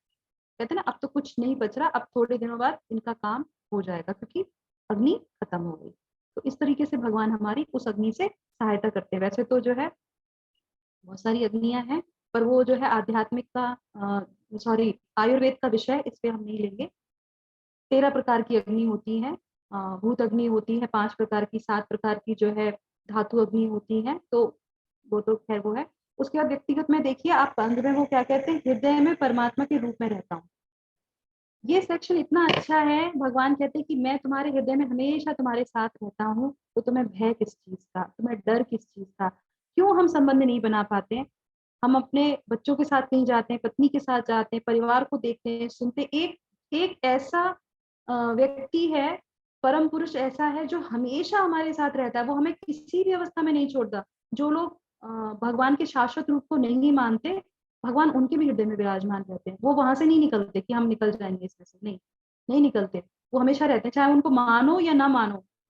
तो अगर नहीं भी मानते हो, मूर्ति पूजा नहीं करते हो, कुछ भी जो करते हो, फिर भी भगवान आपके अंदर है। आप डायरेक्टली इनडायरेक्टली भगवान को ही समर्पित है, अगर वो ना चाहें तो कुछ नहीं हो सकता। तो परमात्मा के रूप में वो आपकी सहायता करते हैं। क्या करते हैं? अब आपके मन में प्रश्न आएगा कि क्या करते हैं वो सहायता, तो इस श्लोक में वो बताते हैं। सर्वस्य चाहं हृदय सन्निविष्टि मत्ता स्मृति ज्ञानमपोहं च वेदेश सर्वे हममेव वेदो वेदांत प्रत्यय द्वेद विदेव चाहम। वो कहते हैं मैं प्रत्येक जीव के हृदय में आसीन हूँ और मुझसे ही स्मृति ज्ञान विस्मृति होती है। मैं ही वेदों के द्वारा जानने योग्य हूँ। निसंदेह मैं वेदांत का संकलन करता तथा समस्त वेदों का जानने वाला हूँ। भगवान क्या कह रहे हैं? स्मृति आती है, ज्ञान आता है, विस्मृति आती है। अगर हम उदाहरण के लिए लेंगे तो जैसे मान लीजिए आपको आपने कोई गर्म चीज छू ली, गर्म चीज छू लेते हैं, उससे आप जल जाते हैं। उसके बाद क्या होता है, दोबारा से अगर आप उस चीज को देखेंगे तो फिर आप समझ जाएंगे कि नहीं ये गर्म है और इसको छूने से हम जल सकते हैं। ये क्या है? ये स्मृति है जो हमें भगवान देते हैं। आप कभी फ्लाइट पकड़ने जा रहे हैं और आपने सोचा कि सुबह की फ्लाइट है, 6 बजे की फ्लाइट है, तो हमें 2 बजे उठना ही पड़ेगा, है ना, 4 बजे निकलना ही पड़ेगा, तो हम पहुंचेंगे और चेकआउट वो करेंगे, वहां पे चेक इन कर पाएंगे। तो आप देखेंगे कि आप सो रहे हैं, अलार्म आपने लगाया, पर अलार्म से पहले ही आप उठ जाते हैं। तो वो क्योंकि रात में आप बोल के सोते हैं कि मुझे सुबह जल्दी उठना है, तो वो भगवान ही आपको जो है प्रेरणा देते हैं और आपको वो जो उठा देते हैं। वो जो स्मृति है, जो सूक्ष्म तंतु है, वो जो है भगवान उसकी जो है उस हिसाब से हमारी रक्षा करते हैं, उस हिसाब से हमारी मदद करते हैं। ये हर एक चीज जो चेतना है, जो चलती है, ये सब उसी के द्वारा चलती है। विस्मृति हो जाती है, हम जो है सो जाते हैं, हम सब भूल जाते हैं हम कहाँ पे हैं, एकदम आराम से जो है पिन ड्रॉप साइलेंस एकदम एकदम बढ़िया सी नींद लेते हैं। कैसे हो जाती है? भगवान की कृपा से होती है। नहीं तो हम लोग को अगर नींद नहीं आए, सपने आए, तो हम सो ही नहीं पाए, परेशान हो जाते हैं, डॉक्टर के पास भागते हैं। तो भगवान उस तरह से हमारी सहायता प्रदान करते हैं। तो यहाँ पे जो है आपको लाइब्रेरी दिख रही होगी। तो अब भगवान कहते हैं कि इस वाले में था ना कि मैं ही सारे हाँ, इसमें था ना कि निसंदेह वेदांत का संकलन करता हूँ और वेदों द्वारा जानने योग्य हूँ। अगर भगवान वेदों द्वारा जानने योग्य है तो ये उदाहरण यहाँ पे लेते हैं कि लाइब्रेरी में हम जाते हैं और किसी पुस्तक को हमें पढ़ना है और उस पुस्तक के विषय में अगर हमें जानना है तो हम कैसे जान पाएंगे? आप बताओ। अगर हमें किसी पुस्तक के लेखक का नाम चाहिए, पुस्तक का विषय चाहिए और उसका प्रिंट कब हुआ था, उसका पहला संस्करण कब आया था, जो भी उसके संबंधित है, वो कहाँ मिलेगा? लाइब्रेरियन के पास। पुस्तक में ही मिलेगा। वेरी नाइस, उस पुस्तक में ही मिलेगा। बहुत बढ़िया माता जी ने बताया। लाइब्रेरी बेचारा वो जो है एक एक अगर किताब के ध्यान रखेगा वो तो फिर जो है पागल हो जाएगा कि सबके विषय में कैसे बता सकता है, वो नहीं बता सकता, हर किताब की डिटेल वो नहीं रख सकता। तो टेक्नोलॉजी के हिसाब से वो डिटेल उसमें रखेगा डाटा में, तो वो आपको बता देगा। पर वैसे जो है अगर आपको उसके बारे में डीप स्टडी चाहिए तो प्रिंट में उसके बुक में ही आपको सारी चीजें मिल जाएंगी। पुस्तक में सब लिखा होता है, उसका ऑथर कौन है, उसमें क्या अंदर है, और कब ये छपी थी, किस सन में छपी थी, कहाँ प्रिंटिंग हाउस वगैरह सब उसमें होता है। सारी डिटेल उसी बुक में मिल जाएगी आपको, है ना। तो इसी तरीके से जो वेद हैं, वेदों में भगवान के बारे में ही बताया गया है कि जानने योग्य कौन है, कैसे है। तो वेदों में मैं जानने योग्य हूँ, ये वेदों में ही लिखा है। जिस तरीके से ये एग्जाम्पल के लिए ले लीजिए, एक उन्होंने जो है अमेरिकन वेदा लिखा था, ये किताब इन्होंने करी थी फिलिप जो है गोल्डबर्ग ने। तो इसमें इन्होंने बहुत सारी डिटेल की चीजें लिखी थी कि किस तरीके से जो अमेरिकन जो है वो वेद पद्धति को अपना रहे हैं, वो अपना जीवन वेदों के हिसाब से, मतलब आयुर्वेद के हिसाब से, आध्यात्म के हिसाब से कैसे अपना जीवन चेंज कर रहे हैं। क्योंकि विदेशों में जीवन जो है बहुत अलग होता है, उनका जीवनचर्या बहुत अलग होती है। तो वो किस तरीके से लोग अपना रहे हैं, और आप देख सकते हैं जो विदेशी हैं वो बहुत अच्छे तरीके से, मैं कई बार देखती हूँ एयरपोर्ट पे हम जाते हैं तो अपनी सुविधा के हिसाब से कई बार हम सोचती हूँ कि मैं साड़ी में ही जाऊंगी, पर मैं सोचती हूँ नहीं, थोड़ा सा प्लेन में सफर करना है, अकेले सफर कर रही हूँ तो हम सूट पहन लेते हैं कि सफर में है दिक्कत ना हो। पर हमने देखा फॉरनर, कई बार मैंने देखा फॉरनर जो होते हैं, वो प्रभु जो होते हैं वो धोती में ही आएंगे, माताएं वो है साड़ी में ही आएंगी। इतना डेडिकेशन। हमारा अपना घर, हमारा खुद का ये नहीं है जो है वस्त्र नहीं है जीन्स पहनना और जो है सलवार कुर्ते जो है मतलब पहनते हैं, पर साड़ी क्योंकि सनातन धर्म का साड़ी ही है, पर हम फिर भी अपनी सुविधा के हिसाब से नहीं पहन पाते। पर उनका डेडिकेशन देखिए कि वो कहीं पे भी सफर करेंगे, कहीं पे भी जाएंगे, सर्दी गर्मी कुछ भी हो वो ही पहनेंगे, वैसे ही जाएंगे क्योंकि उन्होंने अपना नियम ले लिया है, दृढ़ता है उनके अंदर। ऐसे ही लोग तो भगवान के धाम जा पाएंगे, हमारे जैसे थोड़ी ना जाएंगे। तो इस तरह से पुस्तक में मिलता है। अब आते हैं यहाँ पे, थोड़ा सा और समझ में आ जाएगा आपको। वेद का विषय क्या है? संपूर्ण ज्ञान, जो कि कहाँ मिलता है? वेद में ही मिलता है। पूरा ज्ञान जो है वो वेदों में, वेदों का जो विषय है वो संपूर्ण ज्ञान उसमें मिलता है। लेखक कौन है? अपौरुषीय है। ये वेद में ही आता है कि इसके लेखक कौन है, वेद किसने लिखे हैं। तो कहते हैं कि कोई साधारण पुरुष ने नहीं लिखा, अपौरुषीय है। स्रोत क्या है इसका? भगवान विष्णु की श्वास।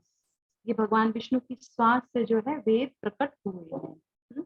ये हम लोग श्रीमद् भागवतम में आते हैं, भगवद गीता में इतना नहीं डिटेल में आता है, पर श्रीमद् भागवतम में आता है। सॉरी, किस समय से उपलब्ध है? किस समय से उपलब्ध है ये? सृष्टि के आरंभ से। जैसे मैंने बताया था जब सृष्टि हुई थी। और आध्यात्मिक और भौतिक जगत में क्या फर्क होता है? यहाँ पे हम इनको पुस्तकों के रूप में देख रहे हैं, पर आध्यात्मिक जगत में क्या है, ये एक रूप लिया हुआ है इन्होंने। वेद भी जो है भगवान के जब धाम पे रहते हैं, जब हम लोग श्रीमद् भागवतम पढ़ते हैं उसमें आता है कि वो जो है पुरुष के रूप में है। 4 वेद है तो 4 पुरुष है वहाँ पे, है ना। जैसे हम लोगों ने देखा था कि दृष्टि है तो वो भी पुरुष है, उन्होंने शिव जी का रूप ले लिया। तो सबका रूप होता है वहां पे। वाहन भी जो है वो बातें कर सकते हैं, सब कुछ जो है कुछ भी डेड नहीं है वहां पे, हर एक चीज जीवंत है, हर एक चीज जीवंत है। हाँ, उसके बाद जो है अब ये आपके लिए कि पहला शिष्य कौन है बताइए आप। ये आप तो बता सकते हैं, पहले हमने पढ़ा है। सूर्यदेव। पहला शिष्य वेदों का, वेद, वेद भगवद गीता नहीं। महर्षि। बोलिए बोलिए, लिखिए। महर्षि व्यास। ब्रह्मा जी। ओके, और कोई? वेद व्यास जी। वेद व्यास जी। यस यस, बिल्कुल सही आपका। ब्रह्मा जी, अच्छा सॉरी, इसमें ब्रह्मा जी लिखा हुआ, ब्रह्मा जी को पहले मिला था, पर कैसे इसकी उत्पत्ति हुई वो हम आपको बताएंगे। ब्रह्मा जी को आया था, करेक्ट, ब्रह्मा जी ने लिखा, आपने लिखा जो बिल्कुल सही है। पर यहाँ पे जो है देखिए, यहाँ पे इनकी फोटो देख रहे हैं आप? हाँ जी। ये कौन है? महर्षि वेद व्यास। ये पराशर मुनि है। ये इनकी फोटो मैंने पहले भी लगाई थी। पराशर मुनि सत्यवती के जो पुत्र हुए थे वो थे वेद व्यास। अब वेद व्यास को क्या बोला जाता है शास्त्रों में? एक उनका नाम आता है कृष्ण द्वैपायन व्यास। कैसे? 1 मिनट।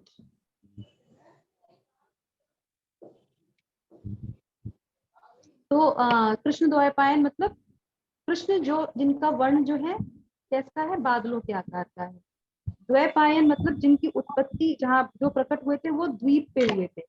और व्यास क्या है, व्यास जो है एक उपाधि है, सभी जगहों से शास्त्रों के ज्ञान को एकत्र करके और जो कंपाइल करते हैं, जो उसको एकत्र करते हैं, जो देते हैं दूसरों को, वो एक उपाधि होती है, वो व्यास कहलाती है।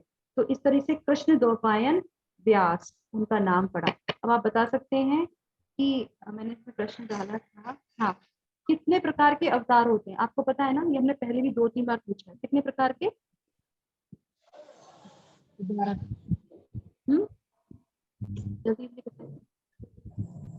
पीछे पहले भी पूछा था ना, कितने प्रकार के जो है अवतार हुए भगवान के? मुख्य जो है 18 प्रकार के। मुख्य जो है, जिसको हम 3 प्रकार, ओके, 6 प्रकार के, 6 प्रकार के थे ना हम लोगों ने, आप पहले भी, हाँ, यस, गुना अवतार, पुरुष अवतार, करेक्ट। हाँ, हाँ 6 प्रकार। जो है वेद व्यास जो है किस अवतार में आते हैं बताइए? हमने पढ़ चुके हैं। इन 6 अवतारों में से वेद व्यास जी किस अवतार में आते? क्यों ये मैं पूछ रही हूँ? क्योंकि इससे जो है अर्थ निकल के आएगा, एसेंस निकल के आएगा कि भगवान किस तरीके से वेदों के ज्ञाता है। भगवान के अवतारों में ही वेद व्यास जी आते हैं। किस अवतार में वेद व्यास जाते हैं? मैंने इसमें प्रश्न नहीं डाला है शायद, मैं वैसे ही पूछ रही हूँ आपसे, बताइए। शक्त्यावेश अवतार, जो 6 अवतार होते हैं उस जो शक्त्यावेश अवतार है, भगवान की शक्ति किसी को जब दी जाती है तो वो कार्य कर सकता है। तो वेद व्यास जी जो हैं भगवान के अवतार ही हैं। कौन से? शक्त्यावेश अवतार। इसीलिए वो ये सारी चीजें लिख पाए। यस, बिल्कुल सही। इसी तरीके से वो लिख पाए इसको और ये पूरे ज्ञान को दे पाए, क्योंकि भगवान ही थे और भगवान को ही उसमें से जानना था, जो हम लोगों ने पहले पढ़ा था। तो अब यहाँ पे शिक्षा आती कि सच्चा मित्र वह होता है जो हमें कभी भी अकेला नहीं छोड़ता, चाहे अच्छा समय हो और या बुरा समय हो। तो किसी भी रूप से आप देख लीजिए, भौतिक संसार में तो आप देख सकते हैं कि ऐसे लोग मिलने बहुत मुश्किल होते हैं, है ना। समय परिस्थिति के हिसाब से मित्र और जो है दोस्त हमारे बदल जाते हैं, पर भगवान एक ऐसे हैं जो हमें किसी भी परिस्थिति में किसी भी तरीके से हमें छोड़ते नहीं है, हमारी वो सहायता करते ही करते हैं। अब जो है लास्ट में जो है भगवान जो है 3 कैसे भगवान जो है वेदांत का सार है वो भगवान इसमें बता देते हैं। 3 श्लोकों में वो पूरा जो है निष्कर्ष निकाल देते हैं, जिसको बोलते हैं कि लास्ट का जो है एसेंस ऑफ जो है वर्सेस, सारे वर्सेस का जो एसेंस है वो इन्हीं में निकल के आता है। तो 16, 17, 18 में तो वो क्या कहते हैं भगवान? 16 में बताते हैं कि पतनशील बद्ध जीवात्मा होती है और एक जो है अच्युत अक्षर, जिसको बोलते हैं मुक्त जीवात्मा। जो इसके बारे में जान लेता है वो सब जान लेता है कि 2 तरह की जो है ये वेदांत के सार में आता है कि 2 तरह की होती है। एक तो हम हैं जो पतनशील, हमारा पतन हो जाएगा, हम बद्ध हैं जीवात्माएं, और दूसरी होती है अच्युत होती है, वो हर 3 गुणों से ऊपर, 3 गुणों से बंधा हुआ बद्ध जीवात्मा, 3 गुणों से ऊपर जो है वो मुक्त आत्मा होती है। और ऐसी मुक्त आत्माएं बहुत कम मिलती हैं और आती हैं तो सिर्फ उदाहरण के लिए आती हैं, दूसरों का जीवन, दूसरों को बद्धता से निकालने के लिए आती है। तो वो आत्माएं यहाँ पे आते हैं भौतिक जगत में, पर वो बंधे हुए नहीं होते, वो सिर्फ हमारा उद्धार करने के लिए आते हैं। एक नदी को पार करने के लिए नौके की आवश्यकता होती है। वो जो बड़े बड़े संत होते हैं, गुरुजन होते हैं और हमारे गोस्वामी होते हैं, वो क्या करते हैं, उस नाव की उन्हें आवश्यकता नहीं होती है, वो नाव हमारे लिए छोड़ते हैं कि तुम उस पर बैठो और फिर पार हो जाओ। तो वो इस तरीके से कार्य करते हैं। तो ये दोनों चीजें भगवान कहते हैं। और उसके बाद फिर वो बताते हैं कि परमात्मा, इनसे ऊपर क्या होता है? परमात्मा होता है। जो परमात्मा को जान लेता है, जीवात्मा की दोनों अवस्थाओं को जान लेता है, और उसके बाद इससे ऊपर कौन होता है? परम पुरुष कृष्ण है। जीवात्माओं से ऊपर परमात्मा है, परमात्मा से ऊपर परम कृष्ण है। जो इनको जान लेता है, यही वेदांत का सार है। ये सार है, बद्ध जीव कौन है, मुक्त जीव कौन है, अच्युत कौन है, च्युत कौन है, परमात्मा कौन है, और परमात्मा के बारे में प्रभु जो बोला ना कि परमात्मा कौन है, जो हमारे हृदय में निवास करते हैं, किस तरीके से हमको सहायता प्रदान करते हैं, जो हमने भी पढ़ा ना, तो वो सब चीजों का 3 श्लोकों में पूरा निचोड़ बता रहे हैं यहाँ पे, जो हम लोगों ने भी पढ़ा 15वें अध्याय में। तो परमात्मा किस तरीके से हमारी सहायता करते हैं वो जो जान लेता है, और 18वें बताते हैं कि परम पुरुष कृष्ण है, जो इसको स्थायी रूप से समझ लेता है, जान लेता है, वो पूरे वेदांत को सार है। तो पूरे वेदांत का सार क्या हुआ? इन तीनों चीजों को समझना, भगवान कृष्ण को समझना, वो ही वेद का सार है। और फिर वो क्या कहते हैं 18वें में, चूंकि मैं क्षर तथा अक्षर दोनों के परे हूँ और चूंकि मैं सर्वश्रेष्ठ हूँ, अतएव मैं इस जगत में तथा वेदों में परम पुरुष के रूप में विख्यात हूँ। इसीलिए उनको पुरुष नहीं बोला जाता है, परम पुरुष बोला जाता है कृष्ण को। तो ये उसमें बताते हैं। और लास्ट में जो है किस तरीके से इसको हम समझेंगे कि जीवात्मा है, ब्रह्म है, और उसके बाद जो है परमात्मा है, ये उसके ऊपर की कैटेगरी है। जीवात्मा है, ब्रह्म है, परमात्मा है, और सबसे ऊपर जो है भगवान के अनन्य जो है स्वरूप हैं, जो भी भगवान के जितने भी हम लोगों ने इनकारनेशन देखे, जितने भी वो हैं, और उनसे भी ऊपर भगवान के बहुत सारे अवतार हैं, उन सबसे ऊपर कौन है? पूर्ण पुरुषोत्तम भगवान। तो ये जो पूरा सब समझ जाते हैं, यही वेदांत का वो पूरा सार समझ जाएगा। अगर उसने ये नहीं समझ पाया कि पूर्ण पुरुषोत्तम भगवान कौन है, उनको कैसे हम उनको कैसे भगवान की पोजीशन देते हैं, कैसे वो पूर्ण पुरुषोत्तम है, तो फिर वो कोई भी ज्ञान ले ले वो पूरा उसका नहीं है। तो इस तरीके से यहाँ पे जो है कंक्लूजन होता है। लास्ट के श्लोका में भगवान कहते हैं, जिसने ये जान लिया उसने सब कुछ जान लिया। यह ज्ञान वैदिक शास्त्रों का सर्वाधिक गुप्त अंश यही है वेदों का। वेदों में मैंने बताया था आपको 99% जो है कर्मकांड ही दिया हुआ है, पर जिसने ये समझ लिया कि सब कुछ जो है भगवान से ही आता है, भगवान को ही जाता है, फिर उन्हीं को समर्पित करना है, बीच की कोई भी अवस्था वो नहीं लेगा, तो फिर वो क्या होगा? वो ही जो है सबसे बड़ा ज्ञान है और सारे वेद शास्त्रों का सर्वाधिक गुप्त है। ठीक है। और इससे क्या होता है? ये जो ज्ञान जो वैदिक शास्त्रों में, जो शास्त्रों में सर्वाधिक गुप्त है, ये हमें क्या देता है? ये जो ज्ञान हमने जो लिया, ये हमें क्या देता है? ये हमें बुद्धिमान करता है, इंटेलिजेंट करता है, इंटेलिजेंट बनाता है। इससे हम क्या करना है, क्या नहीं करना है, किसको शरण में लेना है, किसकी शरण में जाना है, ये जो इंटेलिजेंस है वो हमें देता है। और उसके बाद जो है कृत कृत्य, मतलब हम जिस भी कार्य को करेंगे उसमें भगवान हमारी सफलता करेंगे, तो हमें गिफ्ट देते हैं। ये चीज हमने मान ली, शरण ले ली, स्वीकार कर लिया, तो भगवान हमें इंटेलिजेंट बनाते हैं, बुद्धिमान करते हैं। और उसके बाद कृत्य, हर जो कार्य हम करते हैं उसमें वो हमें समृद्धि देते हैं, हमें उसमें विजयी बनाते हैं। ये भगवान हमें रिटर्न गिफ्ट में देते हैं अगर हम इस चीज को एक्सेप्ट करते हैं।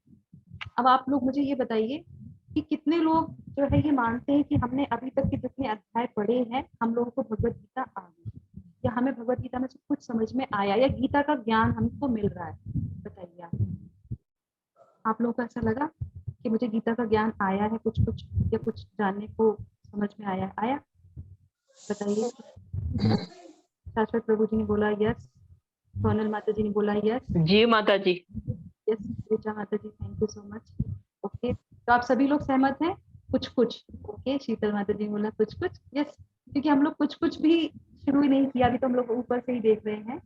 यस, बिल्कुल सही बात है। We learn several divine things, very nice. तो देखिए यहाँ पे जो मैं आप लोगों से पूछ रही थी, तो आप लोगों ने सबके आंसर जो है वो पॉजिटिव ही है कि आपको कुछ ना कुछ जानने को मिला। पर मैं आपको क्या बता रही हूँ यहाँ पे, मैं आपसे ये कह रही हूँ कि आपने अभी तक जितना भी जाना है, आपको ऐसा लगा है वो कुछ भी नहीं है। मैं आपको ज्ञान दे ही नहीं सकती, क्योंकि मेरे अंदर वो क्षमता नहीं है कि मैं किसी को ज्ञान दे सकूं। माध्यम जरूर भगवान बनाते हैं हमारे लिए, क्योंकि हम सेवा करते हैं भगवान की, ऐसा होता है तो वो किसी न किसी को माध्यम बना देते हैं ना, हमारी ही पूर्ति के लिए बनाते हैं वो, पर हम ज्ञान नहीं देते। ज्ञान देने वाले कौन है? वो भगवान ही है। और आपका और आपके भगवान का आपका पर्सनल जो है रिलेशनशिप है, उसमें मैं कहीं नहीं आती। जिस दिन आप अपने भगवान से अपना संबंध बनाएंगे, आप भगवत गीता को पढ़ेंगे, जानने की प्रयास करेंगे, आप देखेंगे आपके अंदर स्वतः ही परिवर्तन आएगा। और आपको खुद ही वो इंटेलिजेंस मिलेगा, वो ज्ञान प्रदान होगा और उसकी अनुभूति आपको ही होगी। तो मेरे कहने से, और के कहने से नहीं होगा, ये आपको खुद ही होगा। तो इसीलिए मैंने बोला था शुरू में ही कि संबंध, अभिधेय और प्रयोजन।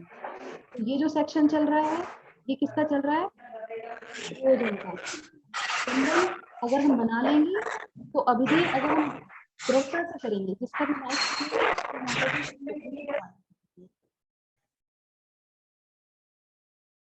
तो अगर हम संबंध बना लेंगे तो फिर क्या होगा? भगवान हमें क्या देते हैं वो हम देख सकते हैं। इस सेक्शन में भगवान कहते हैं कि मैं तुमको जो है ज्ञान प्रदान करूंगा। तो अभी मैं जो है यहाँ पे सिर्फ और सिर्फ प्रेरणा देने का प्रयास कर रही हूँ आपको। मैंने कोई ज्ञान नहीं दिया आपको, मैंने सिर्फ प्रेरणा देने का प्रयास किया है, प्रेरणा भी नहीं दी है। क्यों? जब तक आप लेंगे नहीं, कोई चीज हम तभी किसी को दे पाते हैं जब कोई हमसे लेता है।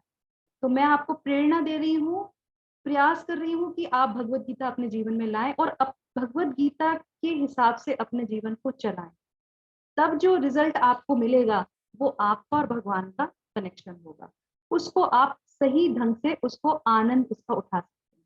ठीक है, तो मेरा इतना ही रोल है यहाँ पे और इससे ज्यादा कुछ नहीं। 4 सत्र हमारे और बचे हैं, हम वो कर लेंगे। 3 रह गए। तो आज हो गया 15, 16, 17, 18, 3 सत्र और हैं। उसके बाद हमारी ये संदेश की जो है यात्रा जो है पूर्ण हो जाएगी।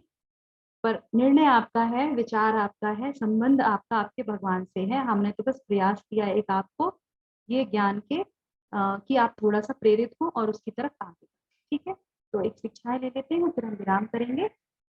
हम अपने बिल्कुल आइडल टाइम से चलते हैं, 1.25 घंटा ही लगाते हैं हम, चाहे अध्याय छोटा हो चाहे बड़ा हो। हम भगवान से कहते हैं भगवान बहुत धन्यवाद, ये फिक्स टाइम है मेरा आपको ब्यूटिफाई करने का। और मुझे बहुत अच्छा लगता है कि मैं 1.5 घंटा जो है सिर्फ और सिर्फ भगवत गीता की बात करती हूँ। बहुत अच्छा समय, सबसे अच्छा ये है जब हम भगवान के विषय में चर्चा। तो देखिए हमने आज जाना कि विकृत प्रतिबिंब है। हमने परछाई को देखा कि भगवान का जो आध्यात्मिक जगत है उसका ये क्या है? प्रतिबिंब है। तो इसको हमें मानना चाहिए कि हम जो है ओरिजिनल धाम में नहीं है, हम जो है विकृत में है और इससे हमें निकलना ही पड़ेगा, है ना। कब तक रहेंगे छाए में, है ना। ओरिजिनल जगह तो जाना ही पड़ेगा हमको। उसके बाद हम जो है कौन है? देखभाल करने वाले। हमें जो चीज मिली है ड्यूटी ऐसे रोल है, पति का, पिता का, जो भी है, पुत्र का, ये हमारी देखभाल करने की ड्यूटी है और हमें इसे बहुत अच्छी तरीके से करना है। पर मालिक नहीं समझना है। 2 चीजों में बहुत अंतर होता है। हम हर एक चीज को, हम अपने बच्चों को भी कहते हैं ना कि ये हमारे बच्चे हैं तो हम इनसे जो कहेंगे ये वही करेंगे, ऐसा नहीं है। ये भगवान ने आपको दिए हैं, आप इनका पालन पोषण कीजिए, इनको आप अच्छी जगह पे लेके जाएं। हमारा अधिकार नहीं है उनको कि नहीं हमको मार के नहीं तुमको जो है ये बनना ही बनना है, ऐसा नहीं है। उनको जो ज्ञान देना चाहिए वो दीजिए। बाकी ये आपके पास गिफ्ट है भगवान का, किसी किसी को गिफ्ट नहीं मिलता। जिसके पास है उसको, उसकी इज्जत कीजिए। चाहे आपकी पत्नी है, पति है, माता पिता है, आपके सास ससुर है, ये सब आपके लिए गिफ्ट है। आपको भगवान ने ड्यूटी देके भेजी है। जरूरी नहीं है कि भगवत गीता की कक्षाएं हम सब पूरी दुनिया को दें और अपने घर वालों को ही ना दें। प्रेम पहले अपने घर से शुरू होता है। भगवत गीता की शिक्षाएं ले रहे हैं तो शुरुआत अपने घर से कीजिए कि कैसे पत्नी के संग डील करना है, कैसे पति के संग व्यवहार करना है, कैसे बच्चों के संग व्यवहार करना है।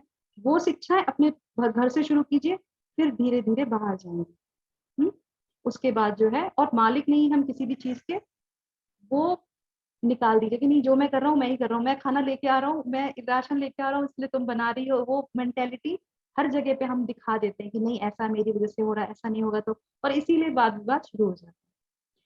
आध्यात्मिक आसक्ति से विरक्ति। अब हमने जाना था कि विरक्ति से जो है हम उसको काट सकते हैं। तो विरक्ति कैसे आएगी? तो हमने बताया था हमेशा तराजू का एग्जाम्पल बहुत अच्छा होता है। किसी भी चीज को अगर बराबर करना है तो दूसरी तरफ कुछ रखना पड़ेगा, है ना। तो दूसरी तरफ क्या रखेंगे? अगर विरक्ति चाहिए तो आसक्ति आनी पड़ेगी। तो आसक्ति अगर हम भगवान की तरफ रखेंगे, आध्यात्म में रखेंगे, तो क्या होगा?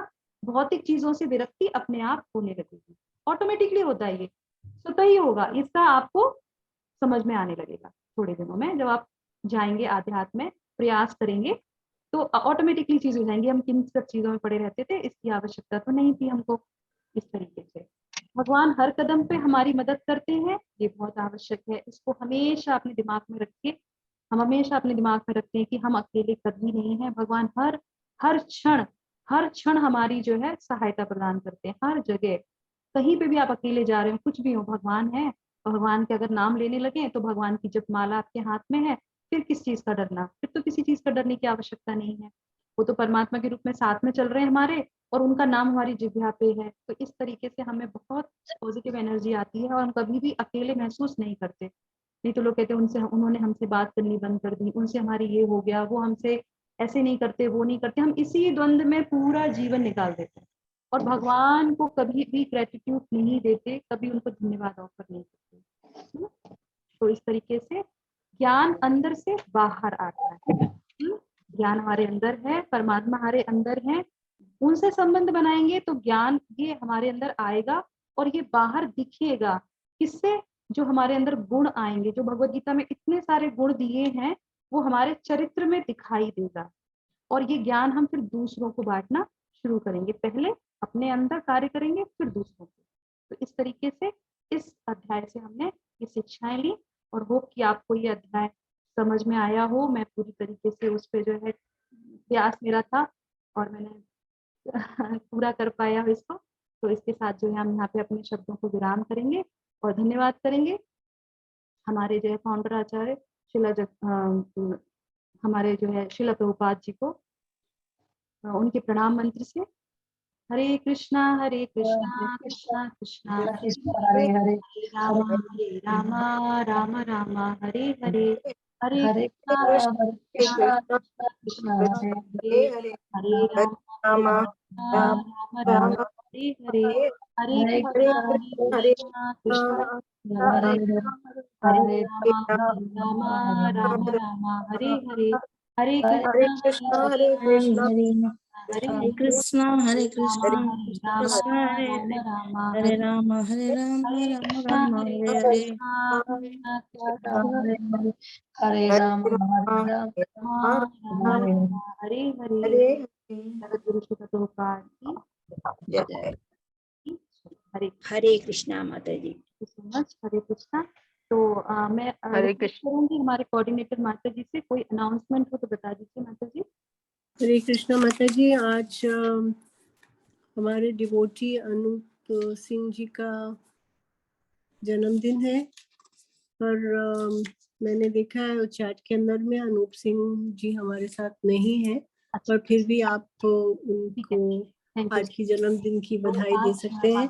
जैसे बताया और दूसरा बहुत से मैसेजेस मिले हैं चैट में जो आपके इस डिस्कोर्स के लिए है, कि आपने जो भी एक्सप्लेन किया है बहुत सफाई से और बड़ी सुंदरता से करा है, और सब लोग आभारी हैं आपकी क्लास के लिए। सो बहुत बहुत बधाई आपको। Thank you much. Thank you very much to all the devotees. धन्यवाद। और हमारे पूरे हरे कृष्णा। ये टीम जो है हमारी पूरी, ये सभी बधाई के पात्र बनते हैं। और हम सब लोग जो है, एक अकेले का प्रयास नहीं होता, सभी का प्रयास होता है। कोई सामने होते हैं, कोई पीछे होते हैं, तो सभी का प्रयास है। सभी लोग अपनी अपनी सेवाएं कर रहे हैं। तो इसका अकेले का मुझे जो है नहीं जाएगा। सबसे पहले तो जो पूरा जो है ग्लोरिफिकेशन जो है पूरा जो है वो शिला प्रभुपाद को जाएगा, संस्था को जाएगा, जिन्होंने हमें ये सेवा उपलब्ध कराई और हम आप तक हमने पहुंचाया। ये एक माध्यम है जहाँ से हम सीखते हैं और वैसा का वैसा आपको प्रस्तुत करते हैं। तो पूरी टीम जो बराबर से लगी रहती है सहयोग करने में। त्रुटियां भी हो रही हैं, ऐसा नहीं है त्रुटियां नहीं होती हैं, तो वो भी होती हैं, पर धीरे धीरे, क्योंकि हम सब लोग है लर्निंग की स्टेज पे हैं, क्योंकि पूरे जीवन हमें सीखना ही है और जो है आगे बढ़ना है, भगवान के थोड़ी सेवा कर पाए, बस हमारे जीवन का यही उद्देश्य है। तो थैंक यू सो मच। तो अभी हम जो है अनूप प्रभु जी के लिए प्रार्थना करेंगे। उनका जन्मदिन है, वो यहाँ पे उपस्थित नहीं, कोई बात नहीं, पर प्रार्थना है जहाँ पे भी हम होते हैं वहां पहुंचे, है ना, क्योंकि परमात्मा तो सभी जगह है। तो हम यहाँ प्रार्थना करेंगे वो उनके भविष्य के लिए, उनके आध्यात्मिक जीवन के लिए, और भौतिक संसार में रहने के लिए भौतिक चीजों की आवश्यकता होती है, तो उसके लिए भी जो है वो बहुत सहायता प्रदान करती है। ठीक है, तो हम लोग एक बार जो है हरे कृष्णा महामंत्र बोलेंगे अनूप प्रभु जी के लिए। हरे कृष्णा कृष्णा कृष्णा हरे हरे हरे हरे रामा हरे राम राम राम हरे अनुप्रवेश को Hare Hare Hare Ram Ram Hare Krishna Hare Krishna thank you so much. Hare Krishna. तो एक या दो प्रश्न ले लेते हैं, उससे ज्यादा नहीं, क्योंकि टाइम थोड़ा ज्यादा होगा। तो आप लोग भी सर्दी में बैठे हैं कुछ प्रश्न है तो ले लें, नहीं तो हरे कृष्णा।